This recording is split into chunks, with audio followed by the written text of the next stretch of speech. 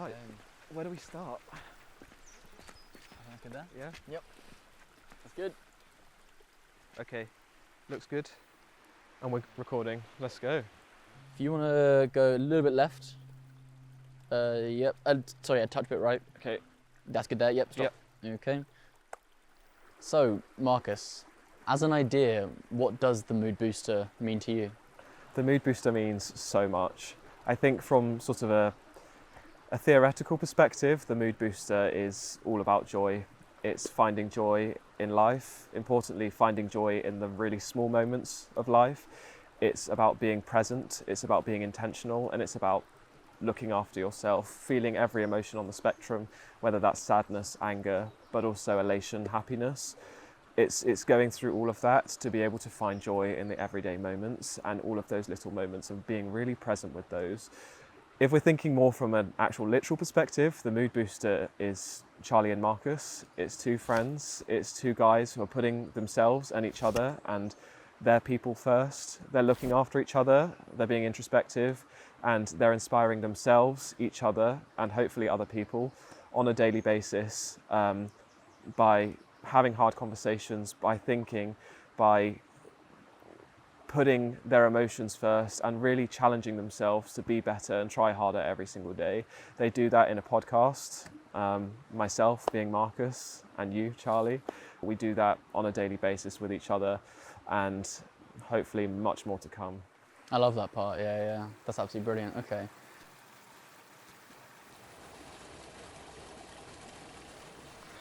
Charlie. Hello. Tell me what you're most proud about in terms of the podcast. What I'm most proud about? I think I'm most proud of, one, myself for how authentic I found I've able to be or to be able to have been. A lot of my life, just the idea of sitting in front of a camera isn't too comfortable. I've never been massively into social media. So the fact that we can come on to this platform and I'm able to be my genuine self, my true genuine self, is something that I'm quite proud of. It's quite a little thing, but it's every day. It's a regular occurrence that I feel confident and comfortable enough to be able to speak on camera, speak with you about feelings that I've never really spoken to anyone else about. So the fact that I can come on and freely speak about them is something that I love about myself, that we've been able to create a space for that. I think growing up, I always had this idea of who I wanted to be or who I should have been as well. And being able to watch myself almost drop all those, weird schemas about who I thought I should have been and almost watch myself become the person I know I am is lovely, because it means I've been able to just shine my true light a lot more as well, and being able to show everyone that as well is great, obviously. But yeah, just I think being able to really openly and honestly speak about things I've wanted to speak about for a long time but never felt like I could or wanted to is just lovely. Nice. Yeah. Nice, thank you. And if we're thinking about you being Marcus, a very, very busy person, how do you think you find the balance with doing something you love as compared to your regular life things which you have? I'm someone who's continually working on balance and being better with that. I wouldn't necessarily say currently balance is at the forefront of my mind, if I'm honest. I completely agree. I want to have balance, but at the same time, I'm really happy with where I'm at. And part of this, I guess, if I'm thinking even more introspectively, is balance. I'm feeling content, I'm feeling full, I'm feeling happy because I'm doing something that I love. And if I were doing less of it, potentially I wouldn't feel that so much. Maybe a little bit more sleep would be helpful. Yeah. But that'll come, and I can sleep when I'm 70. Well then how about peace? In a busy lifestyle where there isn't balance, how do you find peace? I find peace by trying to ground myself in the moments.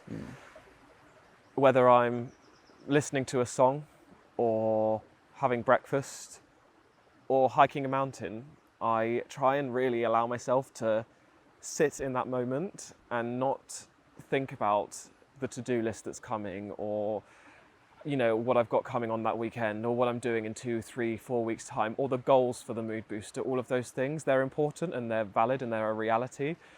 But in finding peace, I guess what I try and do is sit in that moment and allow myself to soak in the surroundings, the physical surroundings, but also the feelings in that moment, and really endorse those feelings and allow myself to sort of, metabolize them.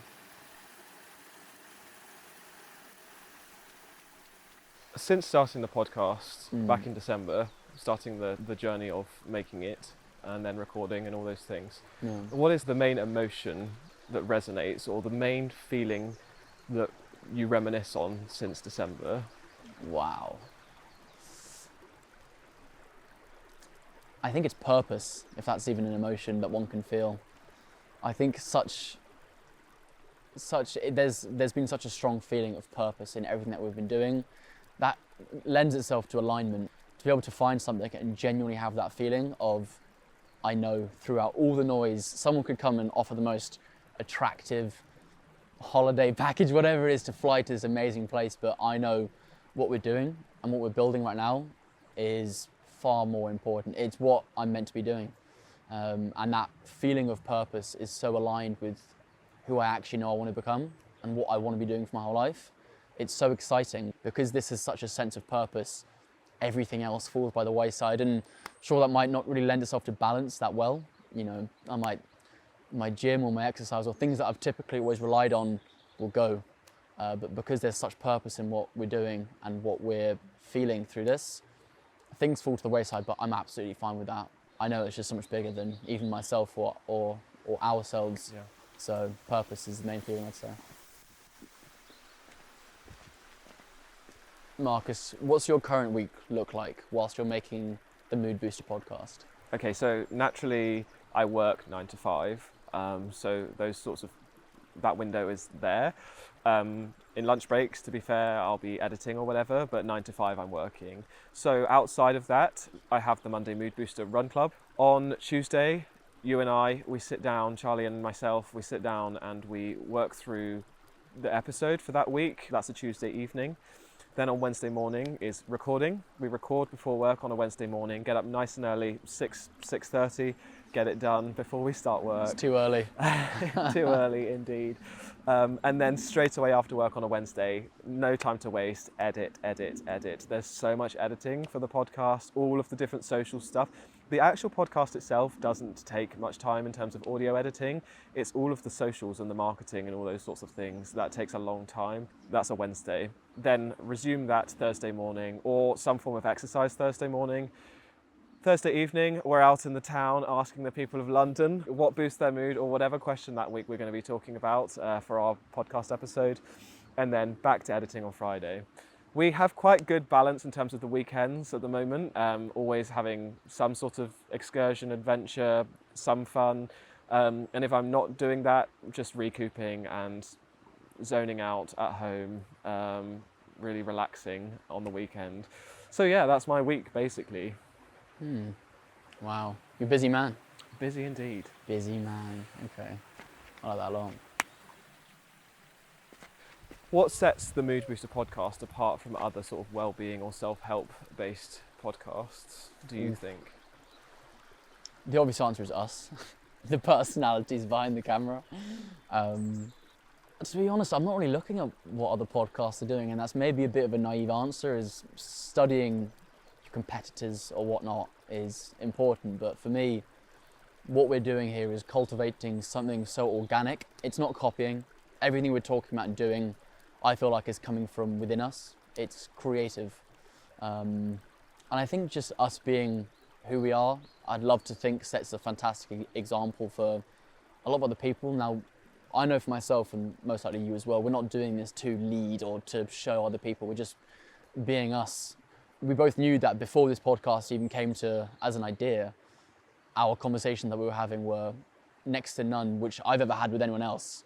The sort of depth that we were speaking to, introspectively about ourselves, the way we were feeling, what we were wanting out of life, these big questions that people don't often talk about, the fact that we were so easily able to speak about those, it just made sense to put it on film. But yeah, I think what sets us apart is just us being us. The level of introspection that we go to, the questions a lot of people want to ask their friends or people around them but don't often feel like they can. I feel like we've been able to cultivate that between us two.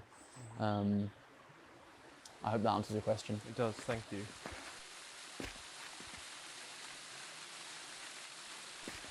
What are 5 things you do every day, Marcus, that you feel like help you look after yourself? Exercise. I exercise every day. I speak to people every day. For me, that's a big thing. I communicate with people. I get so much joy from just being around and speaking to people, so that's something. I eat good food, a lot of it. So that's the third thing. I eat a lot. I'm productive. I am not good when I'm not productive or I'm not working on something, and I don't know whether that's healthy or not, but for me, I try and feel like I'm being productive, whether that's something really small, like getting laundry done, or something, I'm not sure, like finishing an episode, recording, or whatever. They're different things that are forms of productivity, but I still just feel good for being productive. And my 5th one, I definitely lean into all of the emotions I feel, and I don't try and pretend that when I'm sad or anxious I'm not. But I guess still trying to find the light and the joy in every day, even when it's a really dark day. I love that. Thank you.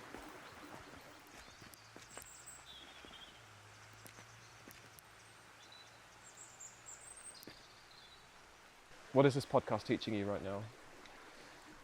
I think for me, personally, if I was to try and sum it up, is that it's not what I do that matters, it's who I am as a person.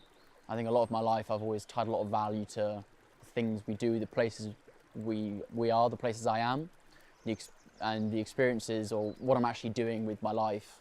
Tied a lot of value to that and think, that's the crucial thing. But I think from what we've been doing, what we've been speaking about, I've been able to strip a lot of that away and just realize it's who we are, who I am is the most important thing. Yeah. Seeking that external thing isn't what actually brought the happiness. It's looking inwards and realizing that the magic from life I was wanting, that comes from within.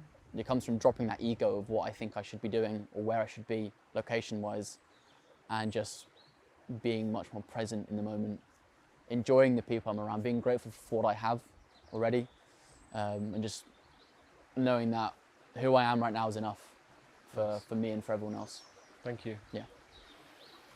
That's good. I think that's it. I think that's it. Nice.